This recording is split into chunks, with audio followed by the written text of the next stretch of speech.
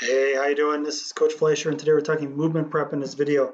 Now, movement prep itself can take on many different forms: running technique, dynamic warm-up, etc.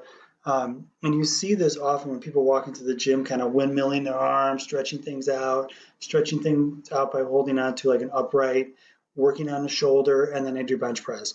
So there are some subtle nuances between different types of movement prep. This is not exhaustive, but just to kind of expose you to different concepts of movement prep within your workouts. But first, a quick review of basic nutrition. It was one of the 4 R's that we talked about in one of the previous presentations. It's always nice to reinforce once in a while. So with good nutrition, it's like gas in a car, right? The better the gas, the better the car performs. And food is fuel for the human body. So food itself allows you to do two things. One, it allows you to recover from the workout you just had, but it also allows you to prep for the workout you're going to have. And as a result, proper nutrition does have a really high percentage of effect on a training program. You could have the best of intentions, work out super hard, but if you eat like garbage, you're not going to get the results you want. And usually I advocate have healthy nutrition first, then add supplements. Because really what you're after is trying to have better fuel going in so you can have better workouts, but also have better fuel for your ADLs, activities of daily living.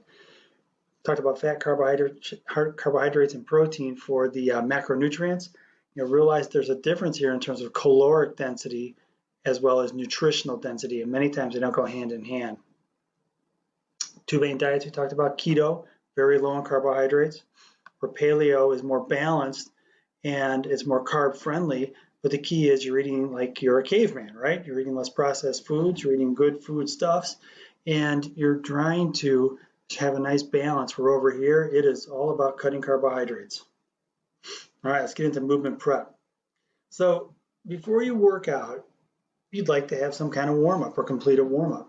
And it's literally just as it sounds. You're trying to increase the overall core body temperature, a couple degrees. You're not trying to put yourself into a heat stress environment, but just enough to kind of warm up the overall body temperature. And warm-ups, when you progress through this, you have a general warm-up for the entire body, and then you can have one that's more specific for a particular muscle group you're trying to work. And I tend to advocate from general to specific and from simple to complex. And I do that in terms of when I'm working with athletes, and maybe we're talking running technique, you might have a generalized warm-up, and then you'll actually do a more specific running technique warm-up. But again, general to specific, simple to complex. And the flow through, then you go from this general warm-up to a more specific warm-up to more of a movement prep for the particular movement pattern you're going to be doing. It could be something as simple as walking on a treadmill, doing running technique drills, and then doing sprint technique on the track. 75% effort zooms, where you're building speed around a curve and holding it down a straightaway. So again, general to specific to movement prep. Walking on a treadmill is pretty generalized warm-up. Your body temperature is increasing. You do running technique work to help further increase the warm-up effect, but also you're doing something more specific and teaching movement patterns for running, and then you apply it to the actual running movement pattern in the workout. And then another example of this would be, okay, great, we're going to go from general to specific to movement prep. Band torso rotation, just to kind of warm up the torso. Med ball, rotational throws, where you're explosively throwing a ball into the wall. And then you do weighted bat swings if you're perhaps a baseball player. Think in terms, again, general to specific, simple to complex, trying to generally warm up the body overall, and then have a more specific warm-up for the activity you're going to do, then perform the activity.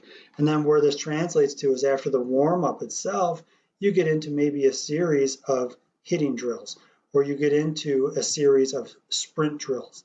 So this component is nothing but an extension of the warm-up to allow you to have a more effective workout or training session. And that is it, my friends. Have a good one. I'm signing off.